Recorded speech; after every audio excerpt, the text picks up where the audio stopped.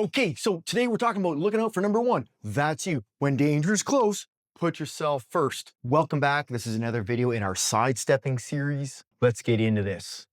They say nice guys finish last, which is true if you spend all your time letting everyone else cut in line. If you ever feel that tug, that guilt that whispers, be polite, do what they want, keep the peace. And that's happening even when your gut is screaming, this is not safe. You're not alone.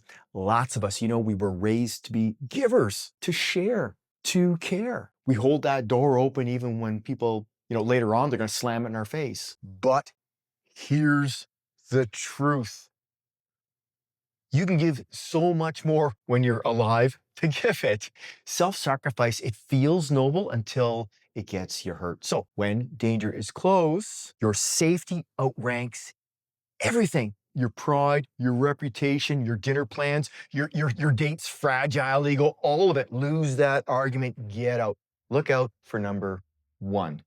And before someone asks, but isn't that being selfish? Look, it's not selfish. I'm not asking you to push your date out in front of the bad guy, okay? Don't do that. Look, looking out for yourself it's sane, it's survival. It's actually, you know what it is? It's setting an example for someone who might be watching, which might be your kids, your friends, that stranger who, might now think twice before they bully you. Protecting yourself does not make you a narcissist. It makes you someone with boundaries. And if someone tries to guilt you into ignoring that, hey, congratulations, you just met your first logical fallacy in the wild. They will throw lines at you that sound sweet, but they twist inside your gut. Like, hey, if you love me, you'd do it.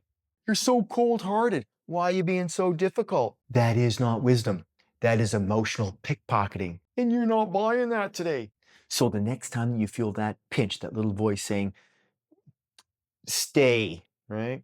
Don't leave the party. Stay, even though it's awkward. Give in. Be nice. Check the facts. Is it safe? Does it feel right? If not, go. Just leave. Speak up. Slam that door. Upset people. Who cares? Because looking out for number one is not rude. It is the reason that you're going to be here tomorrow to help the people that deserve you. You're worth it.